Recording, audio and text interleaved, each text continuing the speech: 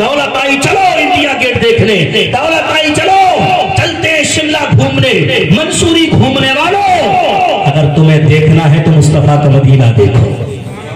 अरे पैसा रब ने दिया है तो खर्च करके आ। खुदा की कसम मदीना एक ऐसा है कि जब इंसान जाता है ना मदीना हर चीज आता है। जब इंसान अब चले जाए कभी कमाने के लिए विदेश जाए ना, और जब पलट के आता है बड़ी खुशी होती है। आज मैं बाप से मिलूंगा तो सीने से चिपट जाऊंगा, बीवी से मिलूंगा तो साथ में बैठ के खाऊंगा, बच्चों से मिलूंगा तो सीने से लगा के बहुत प्यार करूंगा, बच्ची से मिलूंगा उसकी पेशानी को चूमूंगा। अगर 1 साल के बाद महीने के बाद जब कोई इंसान पलट के घर जाता है ना तो बड़ी खुशियां होती है। रात भर अंगड़ाइयां लेता है, उसे नींद नहीं आती, बेचैन रहता है। माँ के कदम को चूम लूंगा, बाप की पेशानी को चूम लूंगा, बच्चों से यूं प्यार करूंगा, बीवी के साथ यूं खाऊंगा, अपने बच्चों को ये लेके जाऊंगा। खुशी से मचलता है, हर वक्त उसके चेहरे पर खुशी रहती है, कहीं से भी आता हो। लेकिन जब घर पलट के आता है तो खुशी होती है, लेकिन जब मदीने जाता है तो फिर खुशी नहीं होती। जब पलट के आता है तो बाप यहाँ मौजूद है, माँ यहाँ मौजूद है, बीवी यहाँ मौजूद है,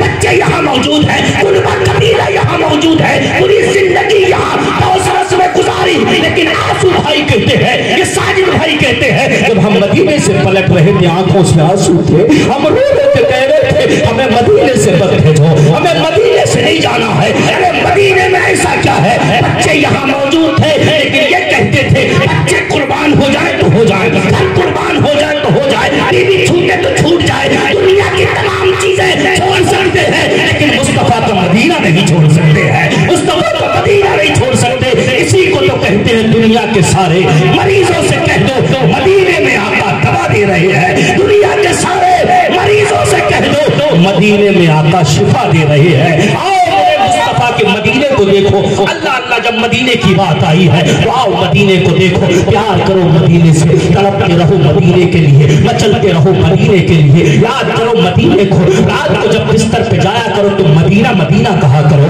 जब उठो तो मदीना मदीना कहा करो। तो मेरे मुस्तफा से प्यार करता है, मेरे मुस्तफा से जिंदगी में बुलाते हैं, जिंदगी में नहीं तो मरने के बाद बुलाते हैं। मेरे मुस्तफा करीम आका ने फरमाया मदीना ईमान वालों के लिए भट्टी है। मैं समझा नहीं, हदीस पढ़ी तो मैं समझा नहीं, इसका मतलब क्या है? मदीना ईमान वालों के लिए भट्टी है। एक दिन मैं तन्हाई में लेकर सोच रहा था ईमान वालों के लिए भट्टी कैसे है, तो मेरे इश्क ने जवाब दिया कैसे भट्टी में लोहा होता है ना, लोहा जंग खा जाता है, किसी काम का नहीं होता लोहा, बेकार पड़ा हुआ है लोहा, कबाड़े में पड़ा हुआ है लोहा, कचरे में डाल दिया लोहा, उसी लोहे को उठाया गया, उठाने के बाद उसी लोहे को हमने ले जाकर उस लोहे के मिस्त्री जिसको हम अपनी जबान में कहते हैं लोहार के पास लेके गए। उसने वही लोहा जो कबाड़े में टिक गया था, वही लोहा जो बेकार था, वही लोहा जो किसी काम का था, उसे भट्टी में रखा, भट्टी को जब गर्म किया,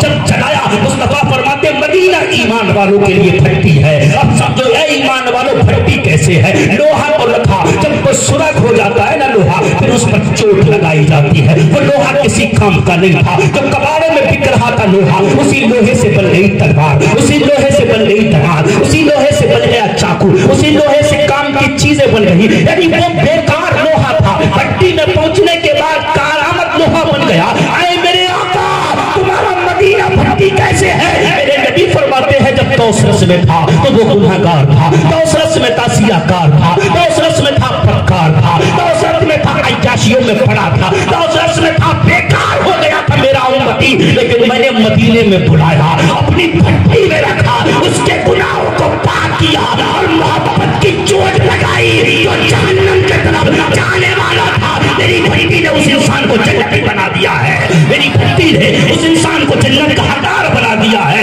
आओ नबी के दीवानों मदीना भट्टी कैसे है, आओ देखे तो सही, आओ मिसाल के तौर पे समझाओ। जब हिंदुस्तान की सरजमीन से मुगल हुकूमत जा रही थी और अंग्रेजी हुकूमत आ गई थी, लखनऊ की सरजमीन पर एक कमिश्नर आया जो अंग्रेजों जो फारसी जबान को नहीं जानता था, वो सिर्फ अंग्रेजी जबान जानता था, लेकिन यहाँ जितने कागजात थे वो सब फारसी जबान में थे। उसने फारसी सीखना शुरू की, फारसी सीखते सीखते वो फारसी मुकम्मल कर चुका। एक दिन वो मौलाना उसको पढ़ाने जो जाता था ना फारसी। एक दिन वो मगरिब की नमाज वही पढ़ता था। एक दिन मगरिब की नमाज पढ़ रहा था। उस कमिश्नर की बेटी जो थी वो जवान थी। उसने जब उसे कुरान पढ़ते सुना, उसकी जबान से कुरान को पढ़ा, जब वो सूरह फातिहा को पढ़ रहा था नमाज के अंदर, बच्ची निकल के जा रही थी, कानों में कुरान की आवाज आई। बच्ची तड़प जाती, ये क्या पढ़ रहा है? बच्ची मचल जाती, ये क्या पढ़ रहा है? इसके मुंह से किस चीज के पढ़ने की खुशबू आ रही है? जब उसको आलिम ने सलाम फेरा, बच्ची दरवाजे पे खड़ी थी।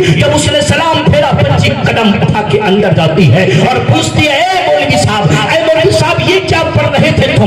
मैंने सुना तो मेरा दिल मचलने लगा। मौलवी ने जवाब दिया, ये अल्लाह की मुक़द्दस किताब है, इसे रसूलुल्लाह पे अल्लाह ने नाजिल फरमाई है। ये ईमान वालों के लिए मुक़द्दस किताब है। दुनिया में किताबें तो और भी आई है, लेकिन इसकी तरह किताब दुनिया में कोई नहीं आई है। इसके तरह किताब अल्लाह ने कोई भी नाजिल नहीं की। बच्ची ने कहा, मुझे भी ये किताब पढ़ाओगे क्या? उसने कहा, नहीं, अगर तेरे बाप को मालूम पड़ गया फांसी लगा देगा। अगर तेरे बाप को पता चल गया तो मेरे जिस्म का कीमा बना देगा। बच्ची ने कहा, ये मेरा मैटर है, मैं समझ जाऊंगी। बच्ची ने अपने बाप से कहा, बाबा मुझे भी फारसी जबान सीखना है। बाप ने कहा, ए मेरी लखते जिगर, इकलौती बेटी थी, आज तक उसने कोई सवाल नहीं किया, आज तक उसने कुछ अपने बाप से नहीं मांगा। जब बाप के ऑफिस में गई और कहा, बाबा आज मैं तुमसे कुछ मांगना चाहती हूँ, बाप खड़ा हो जाता है, सीने से लगा के बच्ची से कहता है, बेटा जो चाहे मांग ले, तेरे बाप के पास सब कुछ है, तेरा बाप भारत का कमिश्नर है,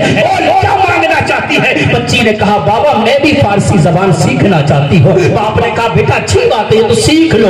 वही मौलवी साहब की ड्यूटी लगाई, अब मेरी बच्ची को फारसी जबान सिखाओ। मौलवी साहब जब बच्ची के कमरे में गए तो बच्ची ने कहा, मौलवी साहब मुझे फारसी नहीं सीखना, मुझे वही मुकद्दस किताब को पढ़ा दो जो तुम नमाज में पढ़ते हो, मुझे वही किताब पढ़ाओ जो तुम नमाज में तन्हाई में पढ़ते हो। मौलवी साहब ने कहा, अगर तेरे बाप को मालूम पड़ गया तो क्या होगा? बच्ची ने कहा, नहीं, उसको कभी नहीं मालूम पड़ेगा। मैंने कुरान तुम्हारे मुंह से सुना, मेरे दिल की दुनिया बदल चुकी है। मैंने कुरान सुना तो मेरे दिल की दुनिया बदल गई है। आज मेरी कौम को हुआ क्या? कुरान पढ़ने का टाइम मेरी कौम के पास नहीं है। कुरान पढ़ने का कौम मेरी कौम के पास नहीं है। खैर, कुरान को सुनते हैं तो दिल की दुनिया बदल जाती है। लोग कुरान सुनते हैं तो उनका दिल जो कुफ्र में डूबा हुआ था वो ईमान में तब्दील हो जाता है। बच्ची ने